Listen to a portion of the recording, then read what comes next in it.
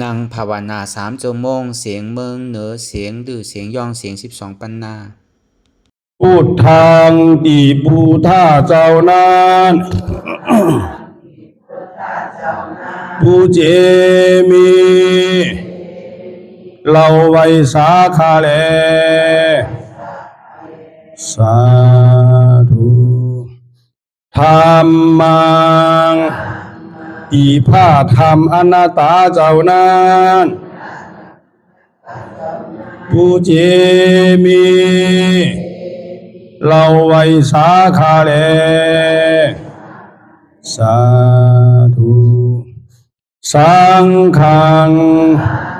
อีพระอริยสังฆาเจ้านั้นผู้เจมีเราไว้สาขาแลสาธุ10ต่อไปนี้รวมตีบรวมตานขันธ์ธาตุตังหาผ้าการคาอิมังอาตาภาวังพุทธัสสะปาติจจสามิขันธ์ธาตุตังหาอัญจิวาสามุตติวัญญัตินีข้าขอน้อมถ่ายตานคือเก่พระพุทธเจ้าข้าเลอิมังอาตาภาวังธรรมัสสะปาติจจสามิขันธ์ธาตุตังหาอัญจิวาสมุตติวัญญัตินีข้าขอน้อมถ่ายตานคือเก่พระสาธรรมเจ้าข้าแลอิมังอาตาภาวังสังฆัสสะปาติจจสามิขันธ์ธาตุตังหาอัญจิวาสมุตติวัญญัตินีข้าขอน้อมถ่ายตานคือเก่พระอริยสังฆาเจ้าข้าแลอธิษฐานปฏิวัติภาวนาหาหันตัดถึงอนัตตาอาหังพันเต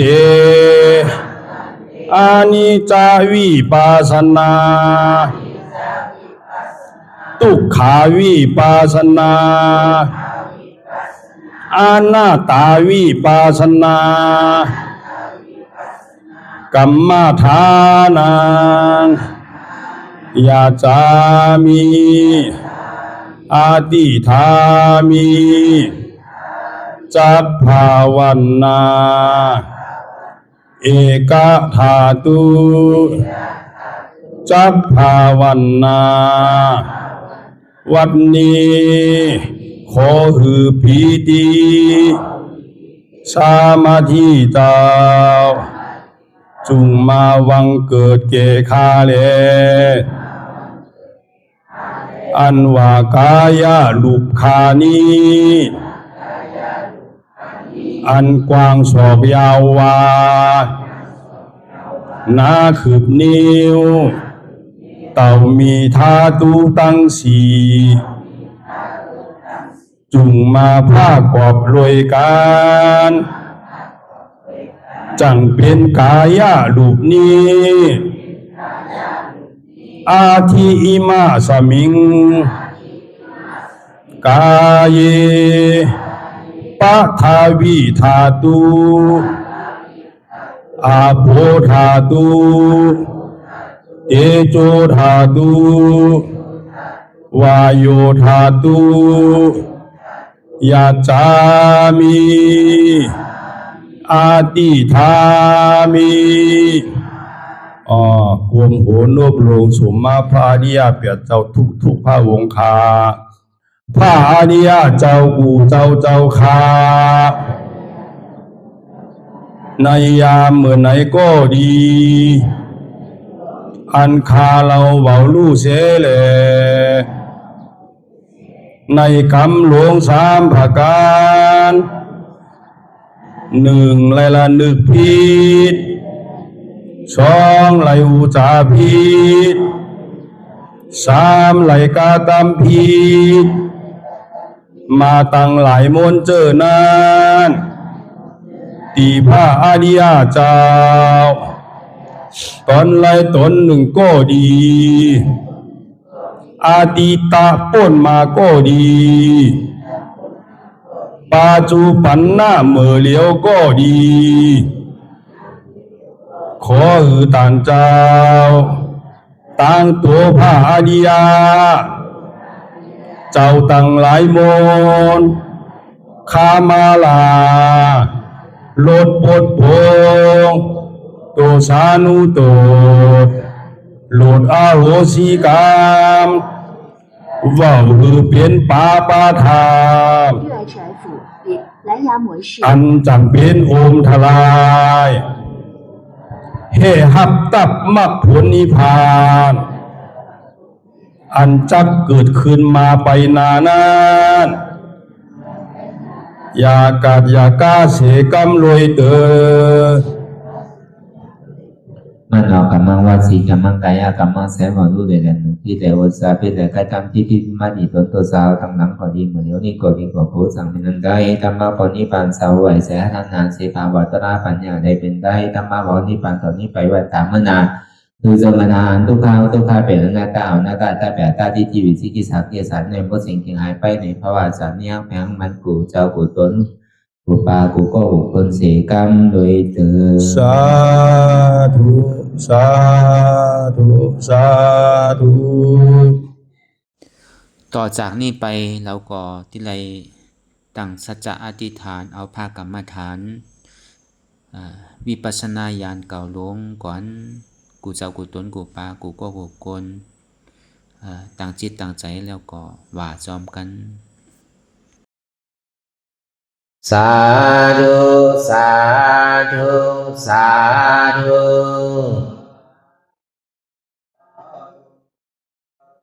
ผู้ข้าทั้งหลายขอตั้งศีลอธิษฐานเอาอย่างผ้ากรรมฐานอันชื่อว่าวิปัสสนาญาณเก่าลงนี้มีอานิสงส์ทุกขังอนัตตาเป็นต้น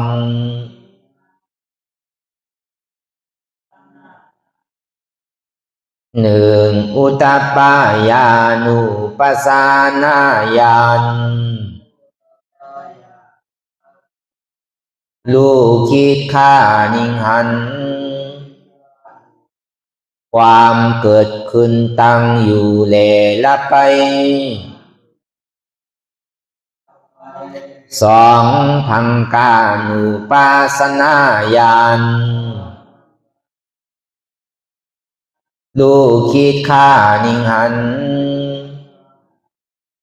ความลับหายตายไปในวัฏสงสารสามพยาตุปัฏฐานาญาณลูกคิดฆ่านิงหันสังขารภากอดเป็นของอันดีโกมากนา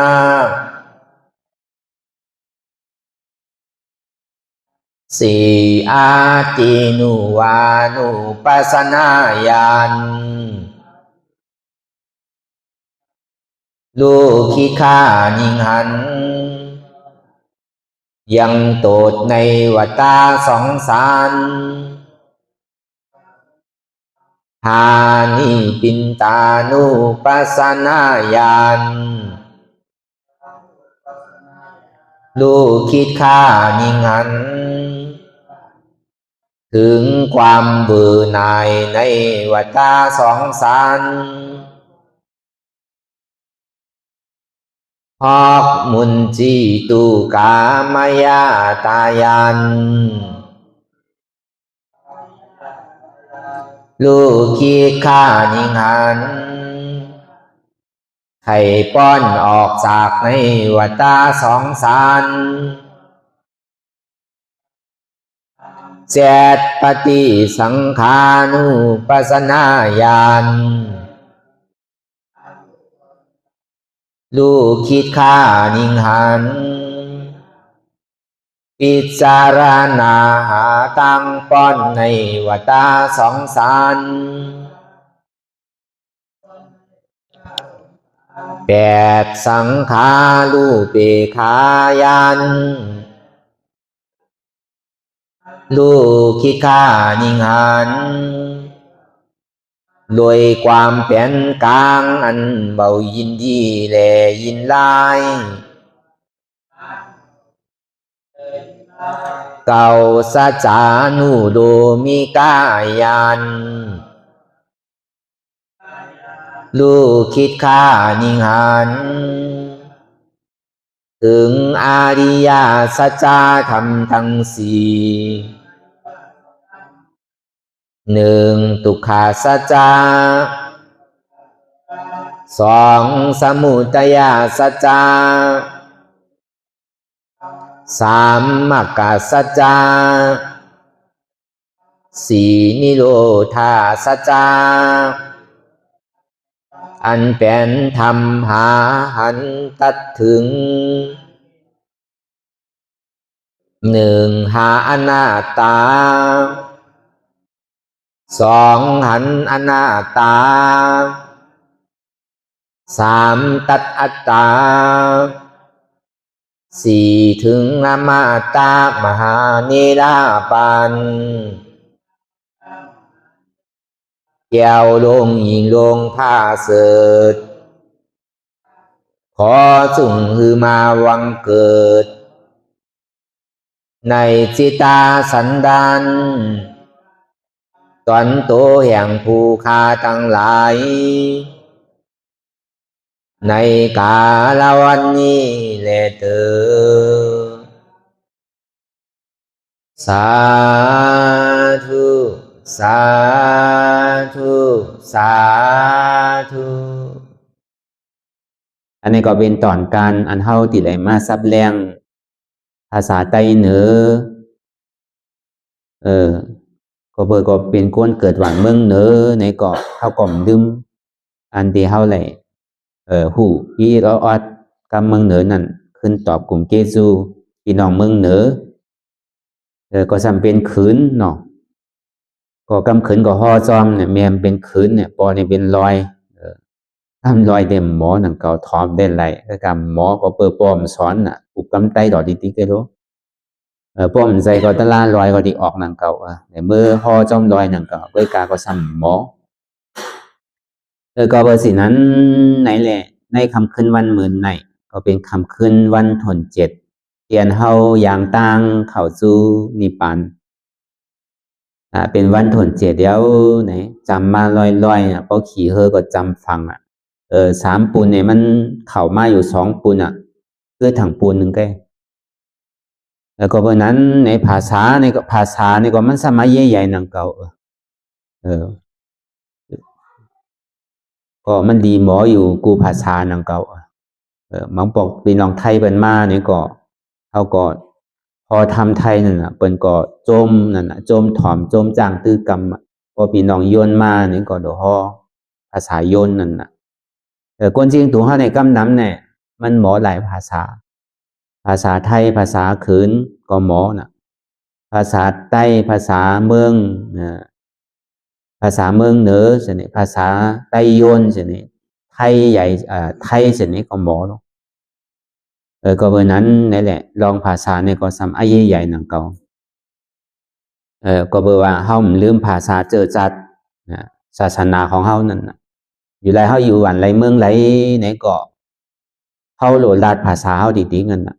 เฮาเป็นดื้อเป็นเมืองเหนือเนี่ยก็เหยียบหือกรรมมันหายนั่นกูมันจะหายกว่าอันเฮาเป็นพี่น้องขืนนี่ก็อย่าไปลืมภาษาขืนเฮานั่น เฮาเป็นพี่น้องไต้ไหนก็อย่าไปลืมภาษาไต้น่ะเปิ้นเป็นเจอเคอต่างเจอต่างรองไหนก็เปิ้นเอาภาษาเปิ้นเป็นใหญ่ก็เพราะว่ามันมีน้ำหนักอีกหนึ่งนั่นเออก็เพราะฉะนั้นไหนแหละเฮาก็ได้ฮ้อหลายภาษาพองคือเปิ้นบ่ได้ปองแจงแรงใจคือเปิ้นบ่เข้าใจเหมือนดังพี่น้องคืนเฮานี่ก็เหมือนกันคือเฮาบ่ได้ถ่อมท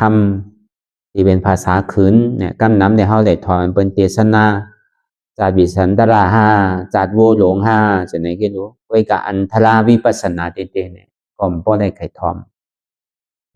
มันมีไผออกมาฮอเตๆนานาก็หันถึงสิ่งนั้นน่ะคือมันบ่โตถึงหรือมันบ่ได้จิ้มด้วยน้ำหวานตะลาเนี่ยจังว่าอายาศาสตร์ตะลาเนี่ยมันจิ้มเมื่อไรก็มันหมออิ่มนั่นน่ะเพราะคนเข้าใจปองใจแต่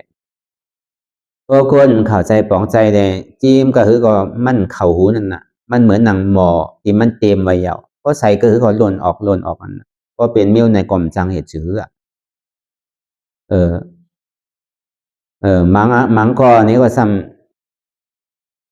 มันเป็นหมอกลปองพอใส่ตั้งเน้อไหลลงติดๆนั่นน่ะมันหมอเต็มอีปอกอันนี้ก็มีก็ในหมอเดมันรีอยู่มันซ้ำโงบปากมันไว้ฝนมันตกมาคือในก็มันเตรียมอีปอกก็ในหมอเดมันรีอยู่ในหึงมันตกมาปันมีอีกหนึ่งในก็ซ้ำเต็มหมดนังเก่าเพราะมันเป็นหมอดีแหละเฮามันดูเอาเข้าใจน้ำในก็เอาเข้าใจอิดวันอิดในก็ไรถ้าล้านมันจะว่าดูเอาน้ำเพราะเอาปองแสงเลี้ยงใจอนัตตานี่ก็ยาวตีเตมันก็โดมีน้ำสังเตจังว่ามันมีกรรมไว้ข้อหนึ่งนั่นน่ะหมากตาลวันนั้นเพราะว่าหันจู่เนี่ยหันเมื่อไรก็อิ่มวะคนนั้นมีจู่กับเขาว่ะคนยังตื่นมีจู่ใหม่ๆนั่นหันเมื่อไรก็อิ่มไม่บอกว่าน้ำบางรายนั่นไหนฝนตกมาอยู่เป็นปีเป็นเดือนมันไหนก็หมอโดนพังว่ะขุนเมืองอันวันนั้นเงินคำมีน้ำก็หือไหนก็หมอปอว่ะสวยดอกก้องสวยดอกเมียดปิญญาสีนั่นถอมตาราเมื่อไรไหนก็หมออีไม่บอกว่าในสีก่อนเนี่ยก็เลือกเอาเขาที่เป็นก่อนไรกวนฮอมันได้ก็ค่าใจฮอไว้ใจลีๆงามๆนั่นมังบอกได้ไข่ฮอถึงมันยาวอยู่ก้อยกามันซ้ำยางต่างกว่ามันกับผายากกว่าซ้ำก็กะเลยบอกปันเสียงนั่นน่ะเนาะอ่านที่ฮอกำหนึ่งมันซ้ำยาวกว่าติ๊กก่อนจังเฮ็ดจื้อไว้หูเงินหูคำไม่ได้ทอมเอาไปยาวแค่เดี๋ยวเฮาดีกับทอมที่เหตุเฮาเกิดกิเลสาเหตุเฮาเกิดล้อผาไข่มีอยู่ดิ๊กอันนั้นมันมีเมื่อยาวที่บอกทอมยาวเหตุเฮาเกิดกิเลสาหมออิ่มหมอเวอหมอจานไข่เกิดไข่ตายอยู่ดิ๊กนั่นแกก็ผมพวกไข่เค็มนะครับก็เพราะฉะนั้นไหนแหละในวันเหมือนในเนี่ยก็เฮาก็ดีไรมาฮอตราในการจ้างตือกรรมปฏิวัติในข้าวยามกลางค่ำ6 โมงต่อถึง8 โมงเนี่ยก็สำคัญติไรมาสืบเตียนเมื่อว่านั้นเฮาไหลฮออนัตตาลักษณะสุขไว้ในดูป้าคันธาอนัตตานั้นเตียนพระพุทธเจ้าเฮาในเทศนาเมื่อเรือนเก่าโมนั้นในเทศนาธรรมในธรรมจักรนั้นในธรรมจักรปวัตนาสุดนั้นก็เทวราเขาเทวบุตรเขาพญาอินทร์พญาพรหมเขาเนี่ยก็เขาก็เลยลงตาเห็นธรรมกว่าหลายวันรู้ถึงโสดาปฏิมรรคโสดาปฏิผลกว่ามังก็สำคัญถึงเป็นสัตตกามีมรรคสัตตกามีผลมังสาวมังป้านั้นในสำคัญเป็นอนาคามก็มีใจว่าตกเป็นโสดาบันถึงเสียงใจอันจันตราสูงเหลือนั้นก็ยังมีอยู่นั่นก็ในโกนที่อันไหนทอมตรากันนั่นอันเจ้าปัญจาวกีหาเจ้านั้นเจ้ากรัญญานั้นก็ตกเป็นโสดาบันกว่าเตียนไหลทอมตราธรรมะเสจานั้นอันที่เฮาเลยฮอกันกูวันนั้นอริยเสจา4 ประการนั้นก็ในถึงมาเมื่อเรือนเก่าลอง1 คำนั้นพระพุทธเจ้าเฮาในก็เสริญที่มาเทศนาธรรมในอนัตตลักษณะสุดอันนี้เปิงเตียนเฮาเอามาเปิดปังตรากันเอาอะไรมาจ้างตื้อกรรมกันต่อถึงพ้องยามเมื่อเดียวในอันเฮาเลยฮอมาหลายตีหลายผ่าหลายป้าย ในเกาะมันก็เป็นเปิงของอนัตตาลักษณะสุดเนี่ยก็แปลว่าตันอนัตตาลักษณะสุดนั้นเนี่ยมันห่อพุนตาโกนดีถึงเย่าการเย่างานนั่นตาดีถึงกิจการนั้นสุดเสียงกว่ามอค่าหลวงสีเมในถึงก็ขามปนไหลถึงสีเมนั่นนะพระพุทธเจ้าเท่านั้นมีขอเยืองอันสินั้นไว้ก็เพราะนั้นแลจากที่ห่ออยู่หาวันทัดกันนั่นน่ะเมื่อห่ออนัตตาลักษณะสุดวันนนตั้งนั้นในเจ้ากรัญญานั้นตกเป็นยาห้านตากว่าเป็นวันดีสังขารเกิดขึ้นในโลกกาเนี่ยวันพระพุทธเจ้าเขาเนี่ยเป็นวันเดือน7 มนน่ะก็ในวัน8 เดือน 8 มนซ้ำเป็นวันธรรมวันธรรมเจ้าเมื่อพุทธเจ้าเขาเทศนาอ่อนตั้งสุดบนน่ะก็ในวันที่3เป็นวันสังขารนั่นเจ้ากรัญญานั้นตกเป็นยาห้านตากว่าเพราะอันนั้นเป็นมักมันว่าเป็นวันสังขารก็ในถึงดีเจ้ากรัญญานั้นตกเป็นยาห้านตากว่าเนี่ยเจ้าว่าปานนั้นตกเป็นโซดาปานกว่าเจ้าพัทยาเนี่ยสัมเป็นรองโซดาปานก็วันนั้นในพระพุทธเจ้าเฮาจึงที่มาห่อธรรมเทศนากว่าแทงกราบกายด้วยลองอัตตาและอนัตตามันว่าลองอัตตาและอนัตตากำเดียวเวกาอ่อนตั้งเนี่ยว่าลองอัตตาก็เบอร์เฮามีลองตั้งหันผิดวนผิดเจนจาผิดไว้ตั้งหันมันมันอย่าก็ตั้งวนเฮาเนี่ยมันมันก็เบอร์ตั้งหันมันตั้งวนมันไหนแหละมันจึงได้ไหลของมันอันเตนั่นอันเท่าไหร่มากเกิดเถ่าเป็นตายเนี่ยก็เพื่อเฮาหันผิดมันหันมันไว้เลยเฮาจึงได้ไหลมากของอันมันนั่นมันจึงได้ไหลมากของผิดเนี่ยเพราะว่ามันไหลของลีในเด็กก็กว่าเจ้าพระพุทธเจ้ายาหานเขาเจ้ายาหานตาเขากว่าอยู่เมืองนิพพานสิก็เพื่อเฮายังตึกหันผิดเดี๋ยวก็เจนจ้าวนผิดอยู่แหละเฮาก็ยังขังคำไว้อยู่ในโลกอยู่มาแล้วเนี่ยก็วันนั้นในพระพุทธเจ้านั้นก็เบอร์ไข่คือลูกหักมันเจ้านั้นขามป้นอ้อข่าหลงสีเมนั่นจองนี้ว่ามาวนทัดสังตัวยินดีก็ดีห่อวันเดียวก็เตก็มันต้องเป็นยาห้านตาอะไรเสียงก็เบอร์นั้นในแกนเจ้าจังนี้สืบขึ้นห่ออนัตตาลักษณะสุขในมือเดิน8ลอง2คำเดินเก่าลอง2คำเดินเก่าลอง1คำในห่ออนัตตาลักษณะสุดเดี๋ยวก็เจ้าก็รัญญาต้องเป็นยาห้านตากว่าก็ไม่ถึงมามือเลินเก่าลอง2คำนั้นไหนพระพุทธเจ้าเฮาจึงได้ขึ้นสืบห่ออนัตตาลักษณะสุดนั้นเดี๋ยวเลยร้องก็เบอร์ว่าอันเฮามีลองตั้งหันผิดไว้ว่ารูปะขันธานิจารูปะขันธาทุกขารูปะทันธาสุขารูปะขันธาอัตตาวิญญาณขันธานิจังวิญญาณขันธาสุขังวิญญาณขันธาอัตตาเวทนาขันธานิจังเวทนาขันธาสุขังเวทนาขันธาอัตตาสัญญาขันธานิจังสัญญาขันธาสุขังสัญญาขันธาอัตตาสังขารขันธานิจาสังขารขันธาสุขังสังขารขันธาอัตตาอันนี้เขามีลองตั้งหันผิดไว้ใช่ไหมวะก็เบอร์โก้เน่าเนี่ยมันหันไว้ว่าขันธาดังหาเนี่ยขันธาหาเปิงเนี่ยมันหมั่นกึมว่ะขันธาหาเปิงในมันเป็นสุขาวะขันธาหาเปิงในเฮาอุเปิงไหลวะก็ในพุทธศาสนาสำคัญถามขึ้นว่าในขันธาหาเปิงในเพราะว่ามันหมั่นกึมไหนเหยงมันซ้ำดีเถ่าเหยงมันซ้ำดีเป็นเหยงมันซ้ำดีตายเหยงมันซ้ำดีมีลองตั้งขีใจหมองใจอ่ำดีใจหุบใจหายป่วนตัวเจนจานตัวยินดีรู้เพราะมันหมั่นกึมเตะอันไรมันหมั่นกึมอันนั้นเป็นชังเนี่ยพิฆาเวเนี่ยก็อันหันเพไพ่เกิดเถ่าเป็นตายว่าพิฆาเวมันวัดก็วัดสติที่เอเตนาที่วัดดอเนี่ยวัดสติที่เนี่ยมันเป็นวัดอันบรรณาวิหารนั่นวันนั้นเฮ็ดปุนตาก้นตาที่ออกปนมนดอดว่ะเจอนี้กึ่งตานว่าเป็นวิหารว่ะเจอนี้กึ่งตานว่าเป็นวัดว่ะป้อมเฮ็ดปุนตา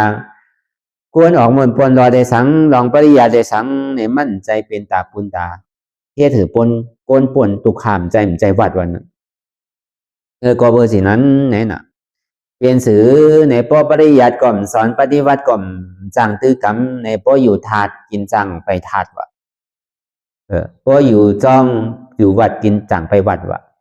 ก็อยู่ป่าเฮียวไหนกินจ่างไปป่าเฮียวอ่ะก็อยู่เทินอยู่ป่าไหนกินจ่างไปเทินไปป่าอ่ะก็มเฮตลา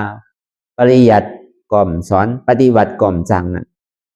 อันนี้มันดีโกก็เบอร์นั้นพี่ข้าเวก็หันเพไพ่เกิดเถ่าเป็นตายเขาลูกหักก็หันเพเกิดเถ่าเป็นตายเขาอ่ะอันไรมันหมันกึมนะอันนั้นเป็นสังว่ะอันนั้นเป็นทุกขาค่ะว่ะอันไรทุกขาอันทุกขาเนี่ยจองมันอุปเปิงไหลอยู่นะจองมันเป็นของเฮาเตียวนะอันว่าทุกขาที่มันเกิดขึ้นมานะเป็นในจองมันเป็นเฮานะมันเป็นสังเป็นอนัตตาเพราะว่าสุหันถึงว่ามันหมันกึมไหนก็เจนจาตัวอีหลีแหละจองมันหมันกึมเตียวสังว่าสุหันมันเป็นสุขาเนี่ยเป็นเตียวนะเจนจาตัวอีหลีรู้จองสุมีอยู่ว่าย่อกาตั้งเจ็บตั้งใหม่ตั้งไข่ตั้งหนาวตองเจ็บบอกว่าโหเจ็บบอกว่าเอวเจ็บบอกว่าขาเจ็บบอกว่าใจมันดีเนี่ยมีอยู่มีอยู่ค่ะเพราะมันมีเพราะมันเป็นตัวของเขาเนี่ยเขาเหียงเขามันสั่งไหลเหียงมันสันดีเจ็บอยู่เหียงมันดีเถ่าเหียงมันดีเปลี่ยนเหียงอันเนี้ยมันแสดงนี่ลองตั้งเตียนไข่เตียนมันหมันกึมน่ะมันมีเพไพอันไรเตียนเฮาไหลมาตัวอันมันหมันกึมเนี่ยเบี้ยวอันหมันกึมเนี่ยมันเป็นเพเป็นไพอันหาวแห้งแขนหรือเปิดตั้งเสียงลองอันมันหมันกึมน่ะ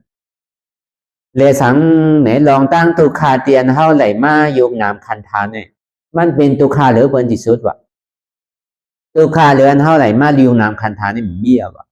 ก็เบอร์สีนั้นในอันไหลมันกึมอันนั้นมันเป็นตุคา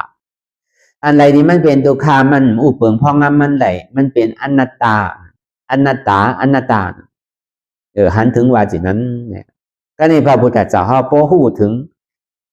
แสดงถึงเพไฟหลองตั้งอันที่เฮามีหลองตั้งหันพิษอยู่พิษว่าขันธาเปิงเนี่ยมันคือมือขันธาเปิงเนี่ยเป็นสุขาขันธาเปิงเนี่ยเป็นอนัตตาเป็นอัตตาเนี่ยพระพุทธเจ้าเฮาแสดงว่ามันเป็นไหลอยู่5อันวันนี้จะสุขะอัตตาวันนั้นตัววนตัวอีลีรู้เนี่ยอันนี้แสดงเนี่ยตั้ง8แสดงเนี่ยตั้งพิษแสดงเนี่ยอันตั้งอันเฮาหันพิษวนพิษนั่นน่ะก็ในพอแสดงดองส่วนพี่เดียวนี่ก็สำขึ้นปอกมาแสดงดองตั้งอันส่วนถูกอันส่วนแมนน่ะก็เปอเป็นสีไหนเนี่ยน่ะสูดฟังด้วยถอมด้วยดีๆนั่นน่ะก็บริวารรูปะขันธาอานิจจังรูปะขันธาทุกขังรูปะขันธาอนัตตาวิญญาณขันธาอานิจจังวิญญาณขันธาทุกขังวิญญาณขันธาอนัตตาเวทนานาขันธาอนิจจังเวทนานาขันธาทุกขังเวทนานาขันธาอนัตตาสัญญานาขันธาอนิจจังสัญญานาขันธาทุกขังสัญญานาขันธาอนัตตาสังขารนาขันธาอนิจจังสังขารนาขันธาทุกขังสังขารนาขันธาอนัตตาปองว่ามันเสาว่ายุคอันว่านั้นมันเป็นสังมันเป็นตัวของเขาในกำเดียวกำปีเงียบกรรมวัญญัตินั่นเป็นห้องว่าตัวนั่นนะตัวเนี่ยเป็นยุคที่เต้ในตัวมันมียุคมันเป็นยุคมาลายแก่มันเป็นยุคธาตุแก่เป็นห้องสภาวะของยุคธาตุว่าเนี่ยมันอยู่เป็นที่เก่าทีเดียวมันสืบเป็นสืบดูสภาวะของยุคนะกำเจ็บกำแสบกำไหมกำแกนกำตกกำตอดกำเน็ดกำสันกำแข็งไอ้กำปวดไอ้กำนักไอ้กำเบาไอ้มันแหลกลายคล้ายกว่ากูขิงกูข้าวย่ำอันนี้เป็นห้องว่าเป็นสภาวะยุคธาตุดูป้าขันธาอันนี้จ้าเนี่ยว่ายุคในมันมันคึมว่ามันอยู่เป็นตีเป็นเก่าเป็นเดียวว่าเป็นห้องว่าสันตติเนี่ยนะสันตติเนี่ยบอกว่ามันสืบเป็นสืบลูกดูป้าขันธาทุกขาเนี่ยว่าก็แปลว่ามันมีลองตั้งสืบเป็นสืบดูแหละจังว่ายุคเนี่ยเป็นทุกขารูปะขันธาอนัตตาก็แปลว่ามันอุปเปิงไหลมันเป็นอนัตตามั่นใจของเขาเตะอย่าไปถามว่ามันเป็นตัวของเขามันเป็นยุคอันหนึ่งได้ในยุคเนี่ยมันสืบเป็นสืบดูเรียกลายค่ายกว่าติ๊กอย่าไปยึดยับกับมันเลยว่าเป็นตัวของเขาเนี่ยเป็นไหลมั่นใจเตะมันอุปเปิงไหลมันเป็นอนัตตาเพราะว่าอียาวๆมันในก็เป็นทองว่าปองว่ารูปะขันธาอนัตตาก็ปองความใจเฮาในความมั่นใจตัวเก่าเป็นอนัตตา ขอเดียวกันตั้งแต่หัวถึงตีนเนี่ยพอมันปอมาเนี่ยพอเขาฮัดจุนไหลเนี่ยพอเกามันตกกว่ายาวเนี่ยก็วิจิกิจฉามันก็ตกกว่าพอเกาตกกว่ายาววิจิกิจฉาจงเพราะมันนางตะลาเนี่ยเพราะมันเจ็บมาที่ขากำเดียวเนี่ยมันนางเมื่อไรก็เจ็บที่ขามันนางเมื่อไรก็เจ็บที่โกนนั้นวันนั้นปองว่าตะลาเนี่ยมันมีที่นั่นอ่ะพอเขาเอาโกนออกไหลพอเอาขาออกไหลพอเอาเข่าออกไหลพอเอาเอวออกไหลพอเอาตัวเขาออกไหลก็ไหลตะลาเป็นน้องเจ้ากรัญญากำเร็วอ่ะ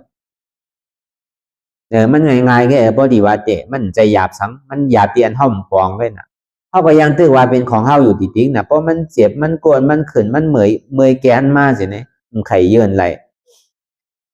กำไข่เพื่อนกำไข่เนื้อกำไข่คายกำตั้งหันพี่ในมีสาที่หันว่ามีโหมีขามีมือมีโตมีสาสังกปาเนี่ยหนึ่งปันได้พื้นปันได้คายปันได้ยายปันได้เป็นสังปองในมันไหลก็ปองที่มากก่อนปางตารากำในมันไหลก็ปีที่มากก่อนเนี่ยทำไกลเป็นปีบนนั้นเนาะมันใจก็ปางตารากำในมันไหลมือในมันไหลมือพุกตีคัดใจให้มันไหลไว้กับพ่อป่วนกับมือพุกเสมือนเก่ามือพุกไว้เห็นมันไหลทางมือพุกยาวกว่ามือพุกก็ยังตึงเหมือนเก่านะเพราะฉะนั้นเด่มเพราะแคมใจว่าปางตารากำในมันไหลในก็ปางตาราตาขี่เล็กมาอนาตาวัดน้องอนาตาน้องเขียวเนี่ยหวานร่วมลอยสะทงเวียงตาขี่เล็กมานี่ก็ไปเมื่อเฮ็ดดีๆกว่ามันจังหวะน่ะเนาะมันซ้ำเป็นข้าวหวานโน่นเนี่ยกาก็เป็นซ้ำหยาบโน่นเนี่ยมันซ้ำที่มีขออ่างทางกำเนี่ยกูบอกแต่กาเนี่ยกว่ามาไงหนูเนี่ยนะเมื่อเหลือในกาเนี่ยมันจังขี่กาทีไรอ่ะกาก็เป็นหยับพอดีลูกกว่าซ่อนตาเนี่ยก็ฝนก็ซ้ำตกน้ำเสียนตั้งก็มันก็เขียมดินก็กลนำก็น่องก็ดีลูกเอาตาขี่เล็กมาดีน้องเขียวนี่ก็ตั้งมันหยาบน้ำไปเมื่อไรออกว่ามากก่อนก็ถึงเมื่อปางตาราข้าวกัดปางตาราใหญ่มากกว่าเมื่อเนี่ยอันนี้ก็ซ้ำจังมีหนังเขาจังเป็นหนังเขาก็เพื่อที่นั้นไถ่เข้าปองเสียงเลี้ยงใจว่าลูป้าขันธาหน้าตานั่นนี่มั่นใจตัวของเขานั่นนะเขาตัวฮัดจุนดินันแก่มันย่ำไปถึงใจไปถึงเจ็บแต่ก็มันมาเหรียญเดียวตีตัวนั่นก็เข้าตัวฮัดจุนตัวนั่นน่ะกองมันหนังเมื่อไรก็ขาเนี่ยขึ้นอ่ะกองวาตาราเนี่ยมันมีที่ขาน่ะขานั่นเป็นเหตุตุขากำเดียวอ่ะเป็นตัวสมุทัยเสจากำเดียวอ่ะอันเจ็บนั่นน่ะมันเป็นตุขาเสจามันมีอาจองและอาโจอยู่จ้องกันไว้อาจองมันเนี่ยก็เปิดว่ามีขาอาโจวันนั้นก็เปิดมีขาเลยมีเจ็บนั่นน่ะเพราะขามีก็เจ็บมีอ่ะเข้าหรือเอาขาออกมันน่ะเพราะขาเจ็บมาเนี่ยก็ขามันใจขาก็มันใจขาก็มันใจอนาตายาวอ่ะมีขนาดแก่เพราะมันเจ็บที่โกนนึกก็ดูเอาโกนออกอ่ะโกนนั่นน่ะมันเป็นเหตุตุขะอันเจ็บนั่นเป็นผลตุขะเพราะมีโกนก็เจ็บในมีอ่ะอาตาเนี่ยมันก็อยู่ที่โกนการพยายามมันมาอยู่ที่เอวการพยายามมันมาอยู่ที่ขาการพอมันมาอย่างมาอยู่ที่หัวว่าการพยายามมาอยู่ที่หัวเข่าใช่ไหมอันนั้นนะมันก็อยู่เช่นนั้นนะเป็นเหตุตุขาคำเดียวนั่นเป็นตัวสมุทัยเสจาคำเดียวนั่นเขาก็หลัวเอาออกนั่นนะทีเดียวเอาสังออกเอามากาเสจาออกนั่นนะ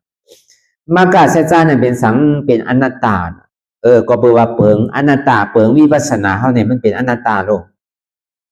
เนี่ยคือเขาปองสินั้นนะก็ในสองมาในพระพุทธเจ้าเขาสำคัญสืบพอวิญญาณหน้าขันธาอนัตตาวิญญาณหน้าขันธาอนัตตาวันใจในกล่อมใจของเขาใจในกล่อมมันเป็นอนัตตาใจอันวันยังไม่เป็นสื่อในอันเท่าคู่นั่นพอมันเจ็บมาดีพอมันเจ็บที่ขาดีมือยาวเนี่ยมันดีส่งมาดีใจเขาหนักขันใจจ้าใจดีงุดงิดอยู่หยาบขึ้นขั้นใจพงใจปีวนดึกวนเหลือเป็นเดิงเป็นเล่างุดงิดวนตั้งไต่ปองตั้งเหนือวนตั้งห้องปองตั้งจานอย่างนี้อันนั้นอ่ะเป็นใจตรงนั้นเพราะว่ามันพูดพอเกิดขึ้นเป็นมายาวในกอดใจในก็มั่นใจของเขาบางปอกใจอันที่เขาเคยสอนกันกูวันหนึ่งอ่ะกามก็เจียนจ้ากว่าตั้งไหนกามพยาวเจียนจ้ากว่าตั้งหลังกามพยาวเย็นไว้กามพยาวก็ขวาพอจอดพอเจหมดอันนั้นอ่ะเป็นของว่าเป็นตุขะเป็นของว่าตุขะใจวันนั้นตุขะโตที่เขาสอนมายาวก็ในสัมเขามาในตุขะใจว่ะก็เบอร์สังในตุขะใจนั่นน่ะอันถ้าว่าเป็นใจนั่น มันเป็นเหตุทุกขากำเนิดนั้นใจตัวนั้นอันมันเจ็บแกนตรงตอนนี้สารสั่นไหวโคมไตใหม่กระดอนแข็งสู้ถุมจับใหญ่จิ้มหยดเนี่ยอันไหนเป็นทุกขาเสียจาเป็นผลของมันแกเหตุของมันเตเนี่ยก็เพื่อเฮาอยู่ว่าเป็นใจเฮาเป็นใจของเก่ามีใจเก่ามีใจเฮาก็เพื่อนเนี่ยรอผ่าเพื่อทองว่าอัตตารอผ่ามานาอัตตาว่าเป็นใจเก่ามานาว่ามีใจเก่ารอผ่าในสำคัญอะไรอันใจเก่านั่นน่ะมันเป็นสิ่งนั้นน่ะอัตตารอผ่ามานา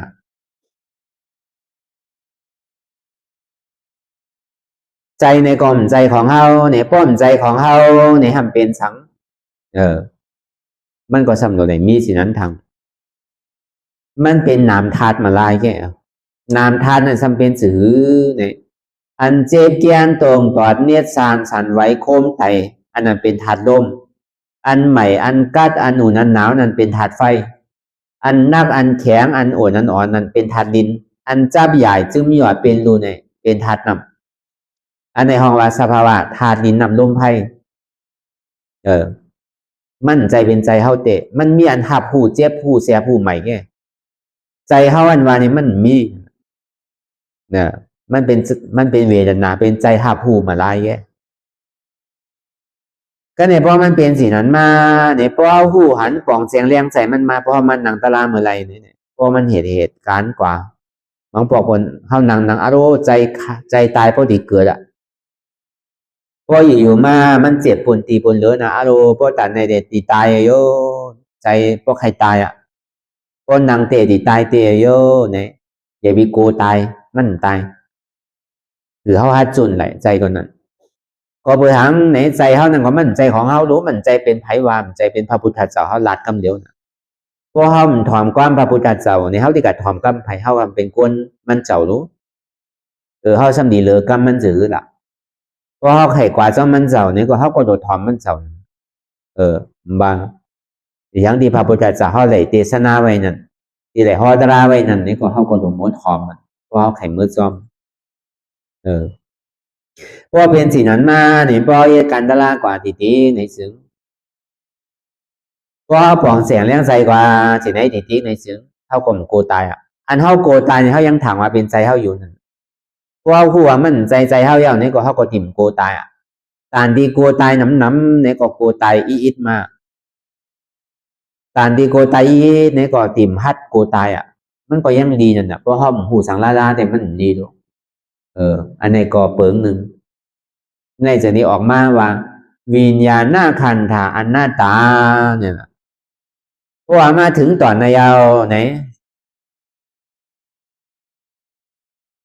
เจ้าว่าปานนั้นต้องเป็นยาห้านตากว่าดองใจแค่ไหนย่ำไปถึงเจ็บไปถึงสัญญาไปถึงสังขาร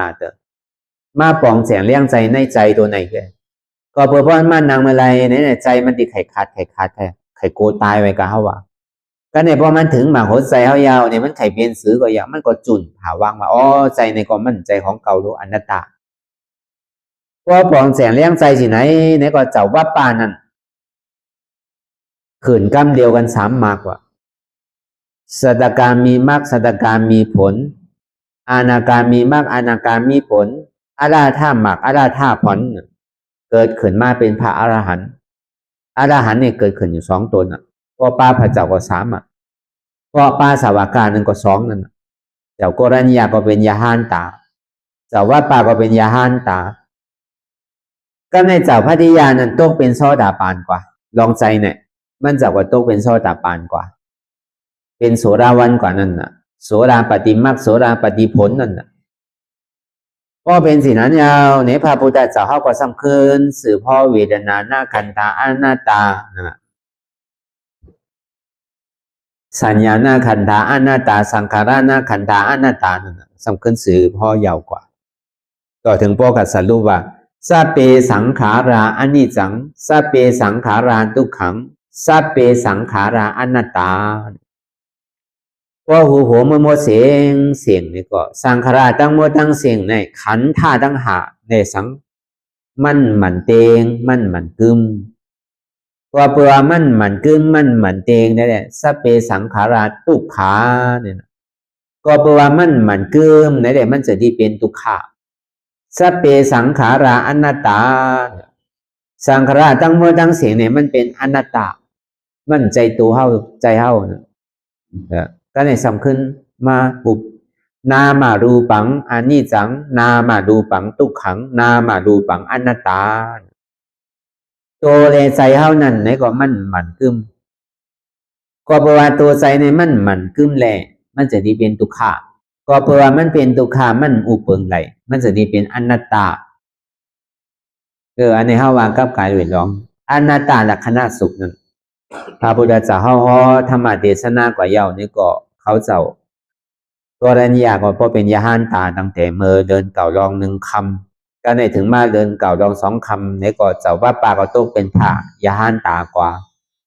เจ้าพระติยาก็ตกเป็นโสดาปันเจ้ามหานามนั่นนี่ก็เป็นรองโสดาปันเจ้าอาสาจีเนี่ยก็สำคัญรองของรองถังเขาเจ้าก็ย่ำไปไหลตะลาเตอก็บนนั้นในพระพุทธเจ้าเฮาหันถึงว่าตระอนัตตาลักษณะสุขนั้นที่ห่อวันเดียวเนี่ยมันได้ที่ได้ห่ออยู่หาวันก็ห่อหาวันยาวในปัญจวัคคีย์หาเจ้าเนี่ยจึงดีตกเป็นยาหานตากว่าจังว่ายานปัญญาของโคเนี่ยมันเหมือนกันน่ะเหมือนหนังเจ้ากรัญญานั่นมันก็มีดองตั้งสุตองอธิษฐานไว้หนังเก่านั่นมันสุตองตั้งแต่เมื่อพระพุทธเจ้าโปรดมาก็พระพุทธเจ้าเฮาต่างเอทากถาอันไหลตะลาอันตั้งบนสุดเนี่ยเป็นเจ้าป้านในมันก็สำเป็นคนเฮ็ดไห้เฮ็ดนาว่ะเมื่อจานหลังปางก่อนผลมานั่นเจ้ากรัญญานั่นเป็นก้นเจ้าเขาเป็นก้นเฮ็ดนานั่นน่ะก็ในพอมันไหลก็ยินเตียนพระพุทธเจ้าเฮาตั้งไว้นี่ก็มันก็ป้าใจป้าคอเตะก็เบอร์ทั้งไหนตั้งแต่เขามันยังตื้อออกน้ำนวมนั่นนี่ก็มันก็เอามาดูพระพุทธเจ้าเฮาบ่ว่าเขาเมานั่นน่ะเอามาเฮ็ดเดี๋ยวก็มารู้ตามพระพุทธเจ้าสังฆาเขาเจ้าพระยาหานตาเขาก็ในถึงตีเมื่อมันตีเกี่ยวมานี่ก็อันนี้ก็มันก็เกี่ยวไว้แหละเอากระต้านไปพระพุทธเจ้าเฮาจังเพิ่นฮ้องว่าเขาหูอูนั่นน่ะเขาอูเนี่ยบ่ได้ว่าเตเนี่ยเขาอูเนี่ยเป็นเขาปอนั่นน่ะเนาะเพราะว่าเตเขาหูอูอ่ะเขาอันตั้งสุดนั่นน่ะอันนี้ก็เลยก็ดูปันพระพุทธเจ้าพอถึงเมื่อปาดมาเนี่ยก็เหมือนกันเอาเมื่อดูปันพระพุทธเจ้าก็ได้ถึงเมื่อกองเมื่อดีกองก็เหมือนกันเมื่อดีใส่เย่นั่นก็เหมือนกันเมื่อดีเอาออกมาเย่นั่นก็เหมือนกันดูอันตั้งเสียงอ่ะเพราะว่าดูเต็มโถนยาวมีเจ้ายาหานตาเขา100,000ใจเขาย่ามอ่านโหเลินมันจะได้ตั้งกำปรารถนาว่าตั้งกำปรารถนาดีๆงามๆว่าตั้งหน้ามาในสัมมาพระพุทธเจ้าตนไหลสู่ไหลพอเกิดขึ้นเป็นมาในคือขาตะเป้เนี่ยคือไหลอ่อนตั้งคือไหลตะล่าอ่อนตั้งเพิ่นเพราะมันมีดองตั้งอธิษฐานไว้สิไหนนี่แหละมันก็กราบซ้อมก็อาสาธุอนุโมทนาอย่างในพระพุทธเจ้าเฮาก็จึงดียังด้วยที่พระจักขุยานนั่นด้วยก็ตั้งอนาคาตั้งหน้ามันดีเป็นไหลว่าตั้งสุตองมันนั่นพระพุทธเจ้าก็มันเนี่ยอนุโมทนานั่นเก่าเพราะว่ามันเป็นไหลนี่ก็มันเจ้าก็อนุโมทนาก็เพราะนั้นดีเป็นไหลอยู่เมื่อวันหนามาพลาก็ตัมมะอันที่เกิดขึ้นมาในเมืองกปิลวุฒนั่นปอมันห้องชื่อว่าสีสุโธทนะเมชื่อว่าเมมายาเมนาก็ตัมมี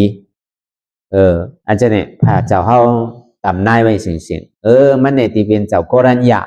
ซ้ำดีไหลตะล่าต่างเพิ่นเสียงเนี่ยมันก็อนุโมทนาหนังอันตากลางใครเป็นสู้ต้องมุงมองอันไรเนี่ยก็คือมันพอเต็มทนนี้กำอันเป็นไหลเนี่ยมันมีนะพระพุทธเจ้าเฮาเปียเตกไว้เอาเนาะพระพุทธเจ้าเฮาปัญญาน่ะมันตึงเปิงเอาน่ะก็เพิ่นนั้นในเจ้ากรัญญาเนี่ยก็มันก็ไหลตะล่าต่างเพิ่นเสียงมาวนตัวลองตัวกันน่ะมั่นใจตัวของเฮานี่ก็ขึ้นกำเดียว3 กำน่ะเฮาแต่ก็ขยาบ่เฮาใจได้แถมสร้างบารมีมาดูเขาเจ้าได้สร้างแถมบารมีมาอยู่100,000 กำพาน่ะอันเฮาได้มันโลบารมีสังอ่ะเฮาโลขัดใจอะไรเฮ็ดกว่าหลายๆแกเฮาว่าเหมือนหนังสาวว่าปานี่ก็มันป่วนตัวเอาสัมมาใจนั่นน่ะ ก็สำขึ้นจุนใจเนี่ยมันจึงดีไหลตะลาจะดีขึ้นกำเร็วกัน3 หมักอ่ะเพราะฮัดตายเอาก็ขึ้นกำเร็ว3 หมัก3 ผูไหลกำเร็วก็ใน2 วันมันโกหนาเหลือเปิ้นตั้งปึกตั้งโมตั้งเสียงอันดีโกหนาเหลือเปิ้นตั้งปึกตั้งโมตั้งเสียงอันหักหนาเหลือเปิ้นตั้งปึกตั้งโมตั้งเสียงเนี่ยหักเปิ้นเนี่ยเหมือนหักตัวเจ้าเก่าอ่ะอันเฮาหักหนาเหลือเปิ้นเนี่ยเป็นตัวเฮาในกำเร็วอ่ะ2 ว่าสิ่งเตียนเฮาหักเนี่ยเฮายังฮัดจุนฮัดผาฮัดว่างไหนก็หาดีว่ามันมีอ่ะ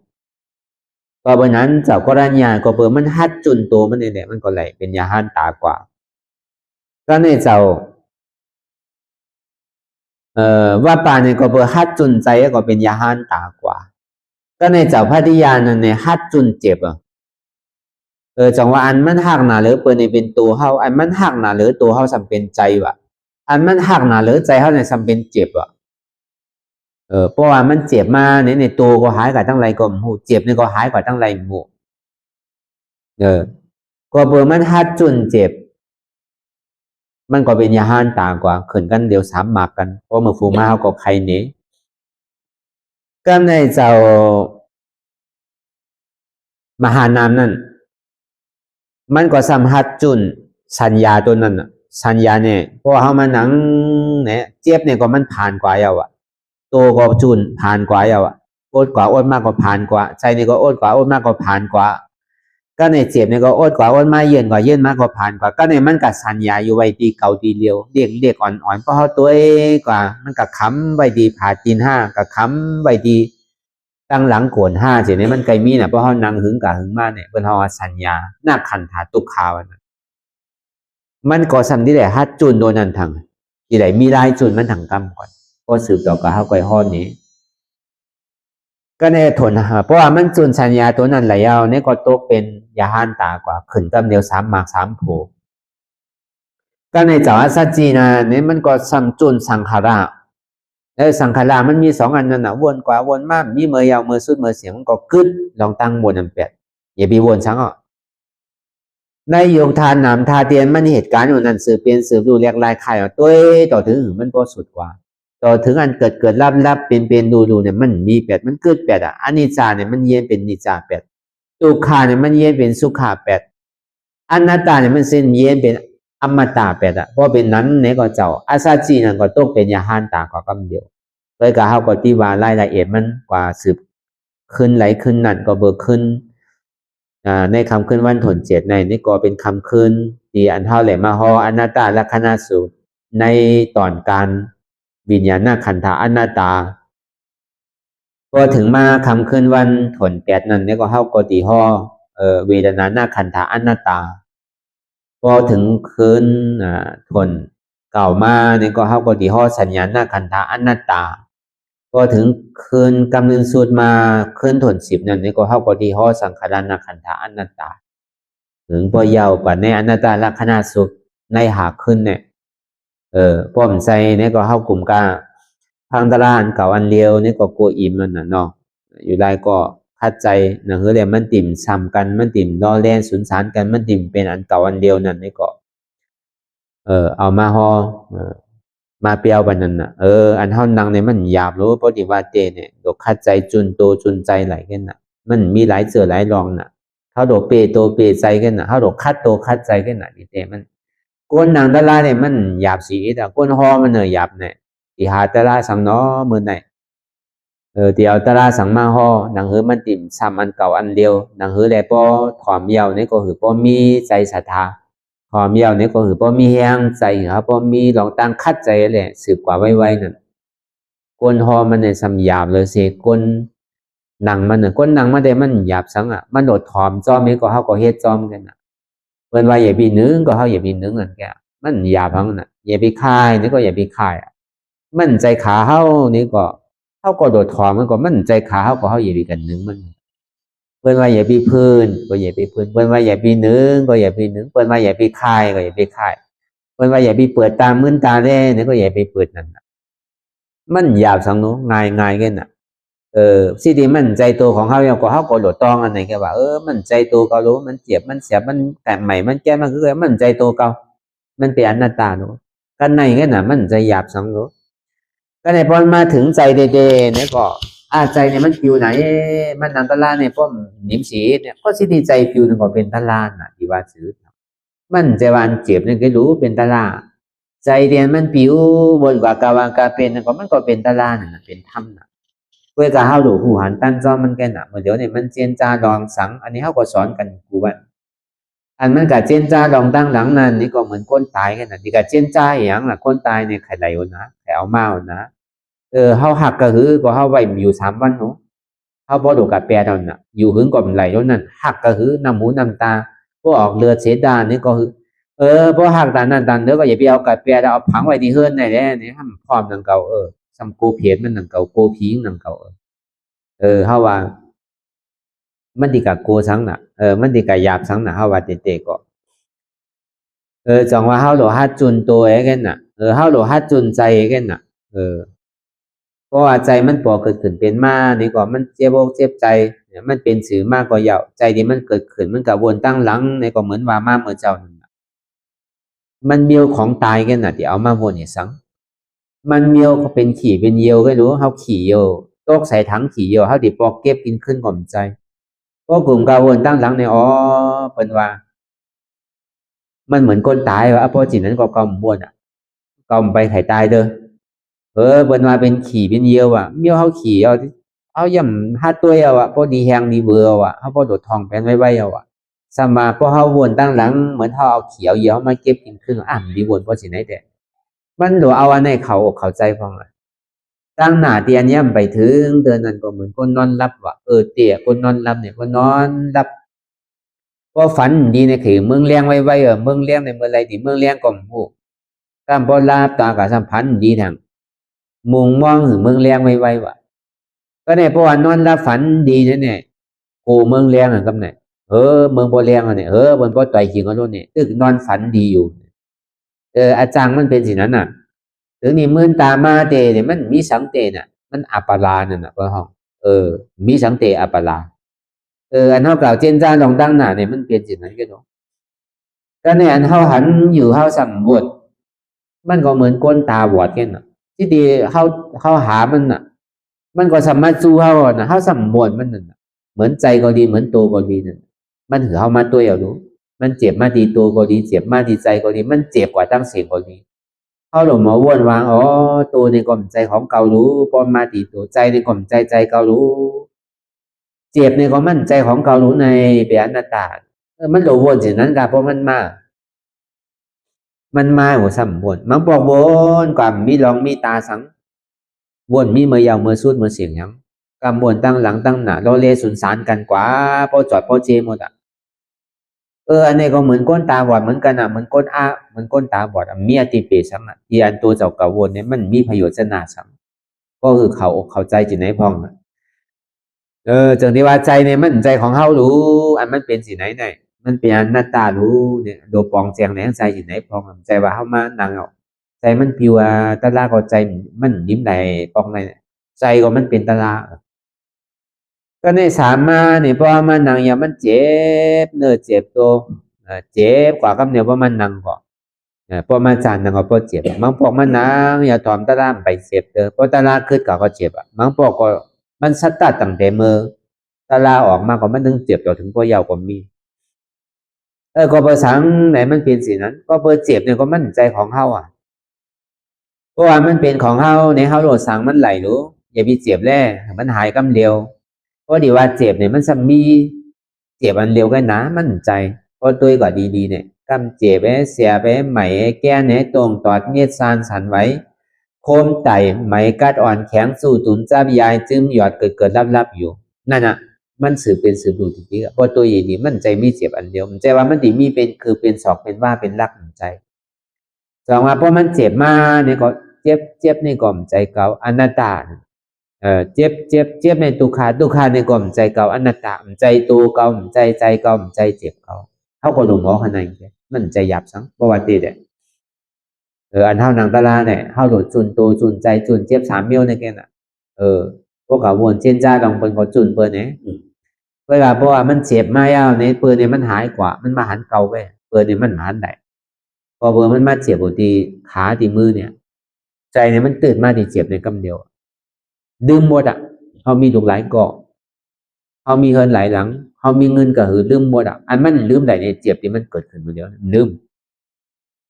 นั่นน่ะเป็นลายตาที่เห็นคือใจเฮาปิวนั่นมันก็มีกันในแค่นั้นมันใจว่าหยาบสังโนเฮ็ดตารางเนี่ยง่ายบ่ดีตายบ่ดีว่าเตมันแต่พอเฮาเฮ็ดเตๆก็ง่ายเพราะว่าเฮ็ดเตๆก็หยาบมันน่ะเพราะว่าห่างก็ห่างมากก็มันก็ห่างอยู่ที่นั่นน่ะตารางมันใจเกี่ยวกับตีตางเนาะมันเกี่ยวกับว่าเฮาโดมหมอไว้วางใจกันน่ะมันเกี่ยวดีโตดีใจเฮาก็รู้จองว่าเฮาโดมาขัดมันน่ะอย่าไปจอมใจมันน่ะเฮาจอมใจมันมาหึงหนาวรู้ไหนมันไข่เฮ็ดซื้อเป็นซื้อไข่นุงซื้อไข่กินซื้อก็ปันมันเห็นอยู่เพื่อการปันเหตุซื้อในตั้งเถ่าก่อมหายเถ่ามากกูมือกูวันตั้งเป็นก่อมหายเป็นมากกูมือกูวันตั้งตายก่อมรอดจำมาลอยๆมันมีประโยชน์จะหน้าสังน่ะก็ดีว่าเตเพราะฉะนั้นแนนเฮามาเหตุการณ์ตลาดนั่นเฮามาคัดโตคัดใจใจจอมโตจอมใจมันใจเพราะเป็นสิเนี่ยเพราะเฮาคัดเปมันไหลเอานี่ก็เข้มเอามักตราโผตรานี่ก็เกิดขึ้นคำเดียวสื่อนาตันตาคำเดียวโดไปได้ตายกว่าก้อยกระทบโดไปพระราสูตินาไปทบใจก็ภาษาในพระราสูไรป้าอะไรก็เยาววาตามันเจ้านี่ถึงเป็นอนัตตาเสียงพระเจ้าตั้งหมดทั้งเสียงนี่อนัตตาวาตาบุญบดก็เบอร์นั้นข้าวยามันเท่าไหร่มาจังตื้อกำเนี่ยไม่เป็นข้าวยามันสางถูกข้าวยามันส่วนหมานเตียวนี่ก็เท่าก็ใหญ่ไปหือในตื่นตังข้าวยามหมานเท่าในปนกว่าหลอกลายตัวเด็กคัดใจเตนาโดหมอเสียลายว่าตาลานี่ก็จำมาร้อยเอาเสียลายแต่ดีไรมีไรสังทางใจมุงมองว่าโดเมื่อไรดีถึงเมื่อใน7 วันเนี่ยทาง3 วันก็เลยปอกเลยปอกเฮิรนอ่ะที่นอนปันมันอิ่มที่แอวปันมันดีที่กินปันมันแคมก่อนอย่าไปเป็นสิ่งนั้นนะคือได้หมอเสียลายว่าการตาลาเนี่ยเมื่อเดี๋ยวในเขาก็กรรมดีเดเท่าไหร่มาเหตุมาจังมาตื้อกรรมปอกตีมาในจองที่เหมือนสิ่งไหนก็แห้งเขาจังที่มีเขาจังที่ได้มาเหตุก็หูเนาะเปเสียลายนะเวลาข้าวยามในเปไว้วันหนึ่งยาวป่วนวันหนึ่งพอถึงเข่ามาอยู่10 ขึ้นยาวถัง3 ขึ้นก่อนที่ได้พัดที่ได้ตากันยาวเนี่ยนะเขาว่าก็คือคู่จักเสียลายสิไหนฟังมันจะดีถึงอกถึงใจมันจะดีทัตรามันจะดีขึ้นไว้นั่นน่ะก็ไรไข่นั่งก็นั่งสืบกว่าหึงก็ไหลเป็นซ้ำอย่าไปอายอย่าไปโก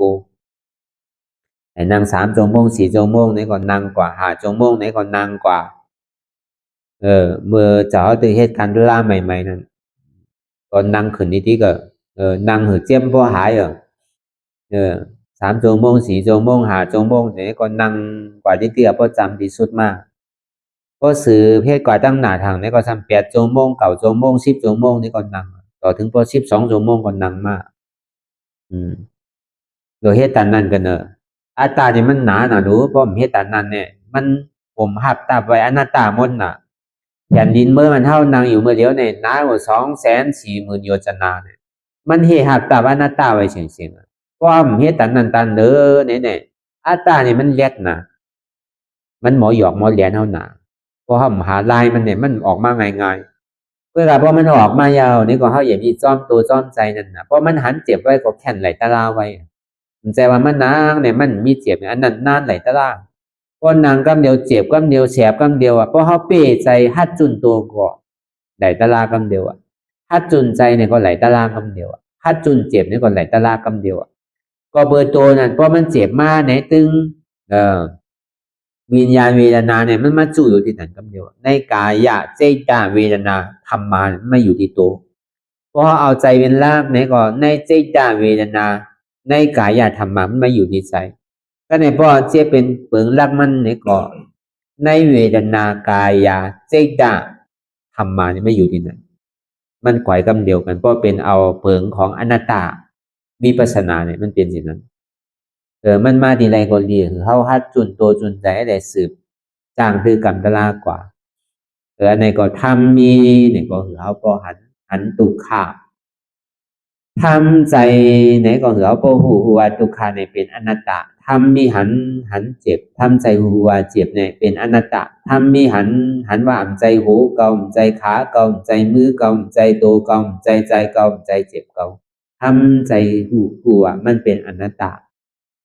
ทำมีหันในหันเจ็บแก้นตูงตอดเน็ดซานสั่นไหวโคมไตใหม่กัดอ่อนแข็งจู่ตุนจับใหญ่จึมหยอดเกิดรับทำมีหัน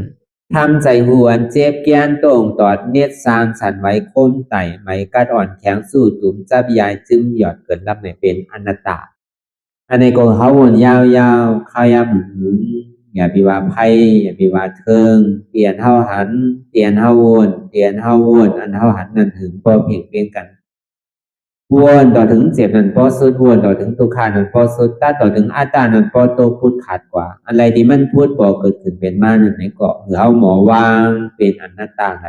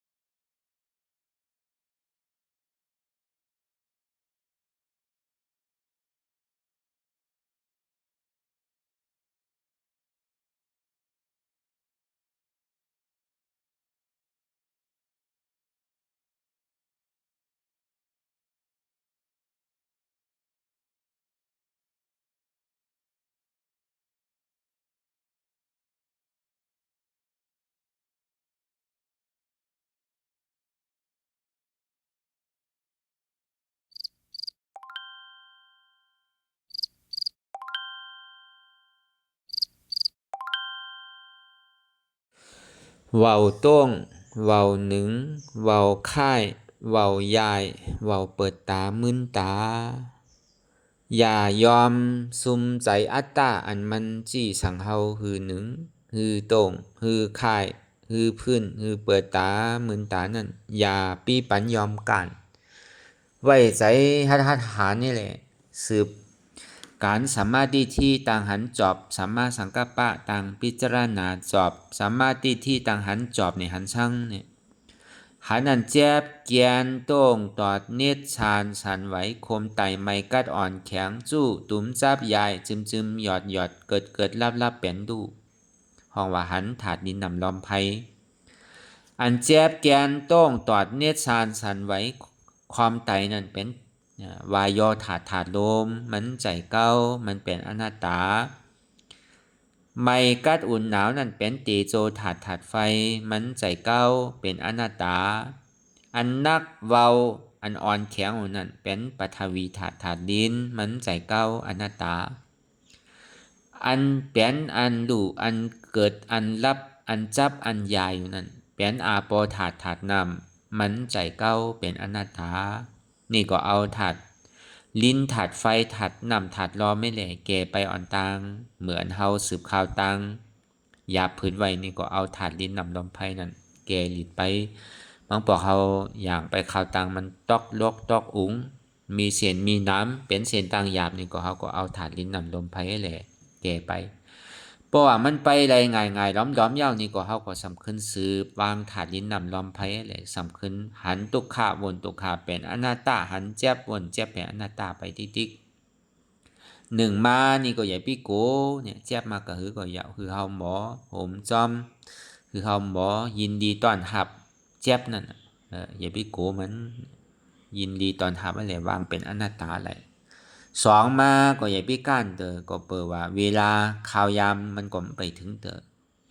สามนี่ก็อย่าพี่ข้านเจนจาอย่าพี่ข้านพิจารณาอย่าพี่ข้านวนก็เปิดการวิปัสสนาเนี่ยมันเป็นการตาที่หันเดที่เจนจาตั้งหันจอบเลยตั้งพิจารณาจอบที่เลยเอาปัญญาวนเจนจาไปจอมก็อย่าพี่ข้านอย่าพี่ลืมเนี่ยอันเฮาเหตุการณ์อยู่เหมือนเหลียวนี่มันเหตุการณ์ตาเฮาไกเนี่ยมันใจว่าเหตุตาเปิ่นเฮาเหตุก็เฮาไหลเปิ่นเหตุก็เปิ่นไหลเปิ่นกินก็เปิ่นอิ่มเฮากินก็เฮาอิ่มมันใจตาไพ่สีมาเนี่ยคือเฮาตื่นหูโตไว้กูกินกูข้าวยาม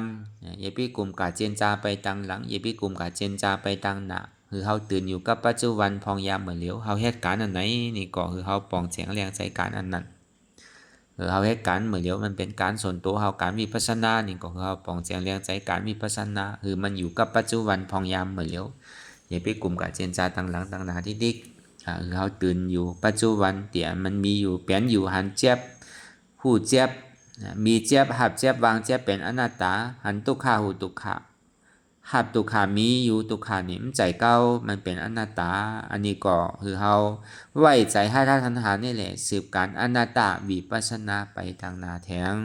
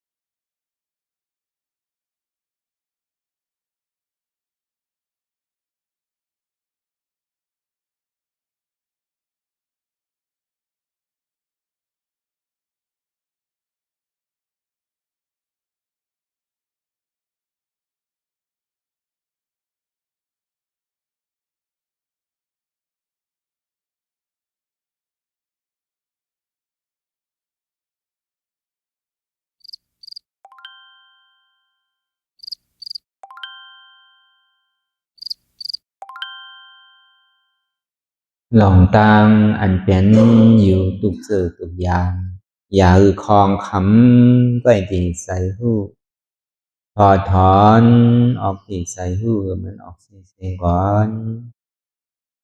สภาวะไหนก็ดีหลองตังอันไหนก็ดีอันเกิดขึ้นมาที่โตที่ใสที่เสียบฉะนั้นถอดถอนออกที่ใส่หูมันออกเสียงสภาวะอยู่ถัดสี่ประการเช่นนั้นแจบแกนต้งตอดนิดสานสันไหวคอมไปไม่กระดอนแข็ง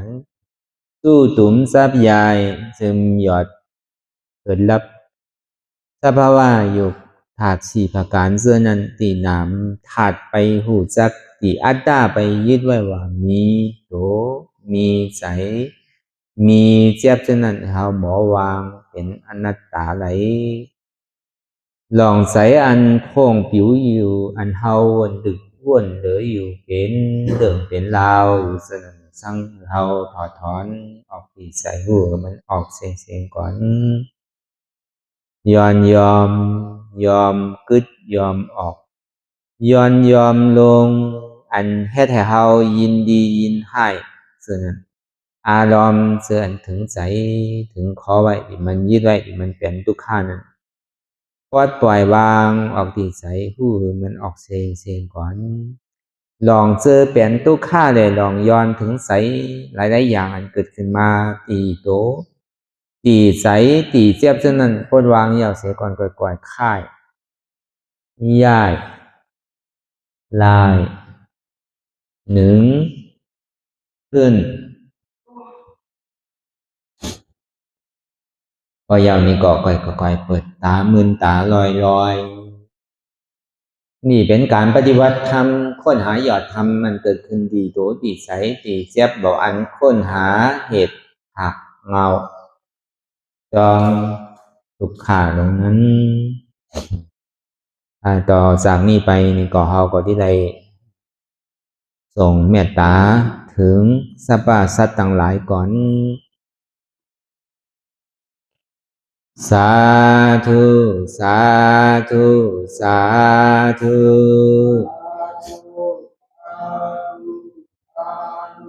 ผู้ข้าต่างหลายขอ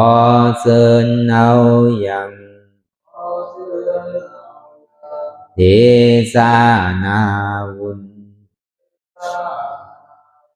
ที่ผู้ข้าต่างหลายไหลกาตามมาแล้วในวันนี้คือว่าไหลอือตานรักษาศีลรับตาภาวนาเจริญวิปัสสนาญาณพังธรรมเทศนานี้และขอจุงหือมากรรมสุยังตอนโต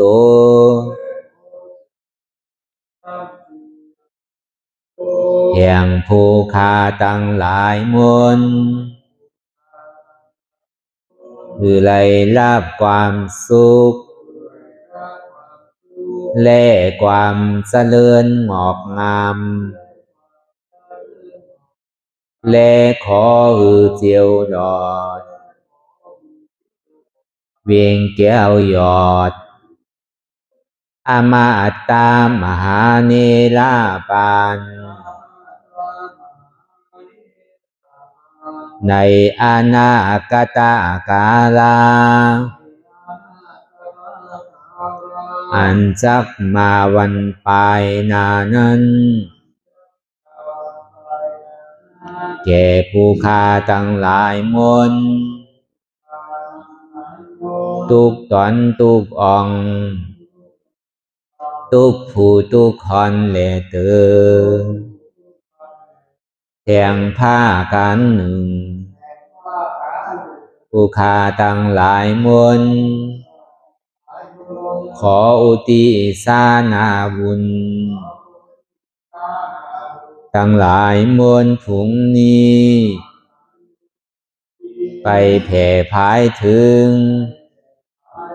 เทวาวุตเทวาดาพญาอินทร์พญาพรหม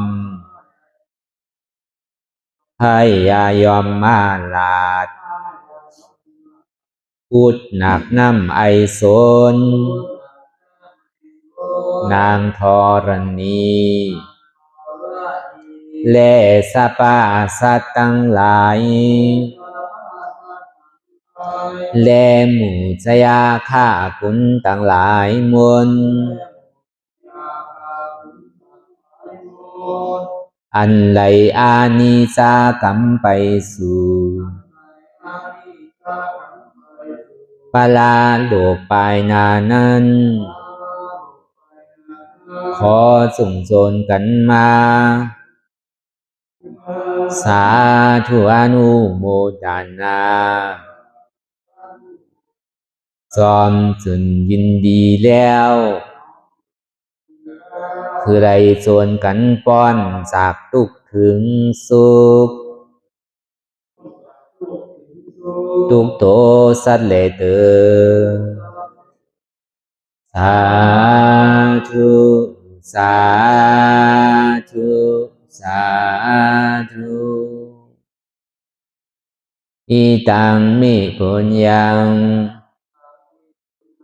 อาสวะคายังนิพพานังวะหังโหนตุมาปุญญาภากังสเปสัตตานังสมาลาพันตุอิตังมิปุญญังอันเราขาไหลมาถือกรรมปฏิบัติวิปัสสนาภาวนาอาหันยอดธรรมอนัตตานิอาสวะคายังเป็นนันผาทรัพย์ตัดเปียดอาสวะสี่ภาการเสียแล้วเนี่ยนิพพานังติพานิพพานันหนตุคือไรถึงเสกรรมขามาปุญญังภากังขอนดีอันคาได้มานั่งวิปัสสนาภาวนาส่องยืนปันสเปสัตตานังแต่เอาป่อแม่พี่น้องญาติกาผู้ว่าอุปาสัยอาจารย์ครูสลาสั่งสอนมิตรเสี่ยวสหายและสรรพสัตว์ทั้งหลายมวลสมาลาพันตุคือไลลาบานีสองผ่อนบุญกับลอยผู้คาทั้งหลายมวลเสกรรมลอยเตอสาธุสาธุสาธุอิมังดานากัมมังนิพพานาปัสสะโยนตุโนนิสังอิมังศีลากัมมังนิพพานาปัสสะโย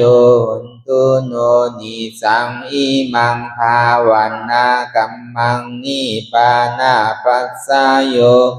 นตุโนนิสัง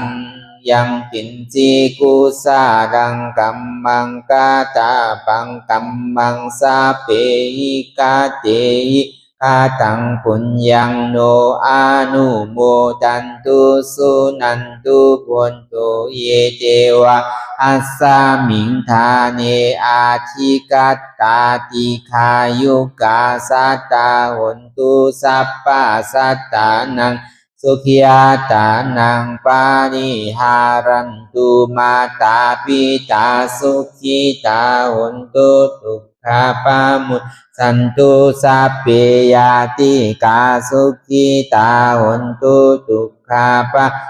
สันตุสัพเพอายาติกาสุขิตาหุนตุทุกขาปามุนสันตุสัพเพปิสาสัพเพยัคขาสัพเพเปตาสุขิตาหุนตุทุกขาปามุนสันตุสัพเพนัคขตาสุขิตาหุนตุทุกขาปามุนสันตุสัพเพเทวาสุขิตาหุนตุทุกขาปามุนสันตุสัพเพอาจาริยุอุปัชฌายาสุขิตาหุนตุทุกขาปามุนสันตุสัพพะสัมปาทินังสามิสันตุ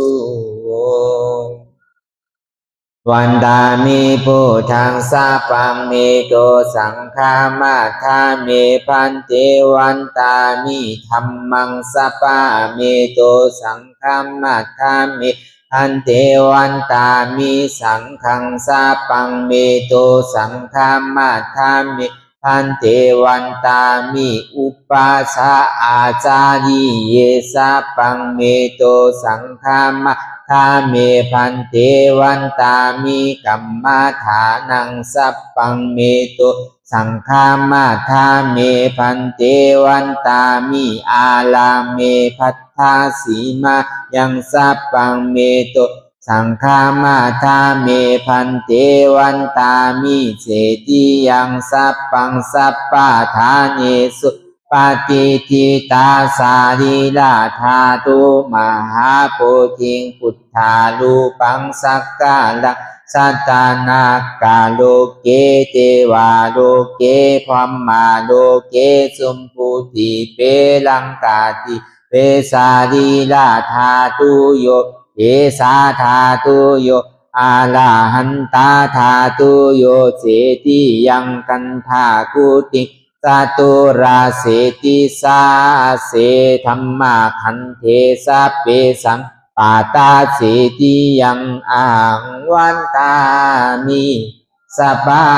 โสสาธุสา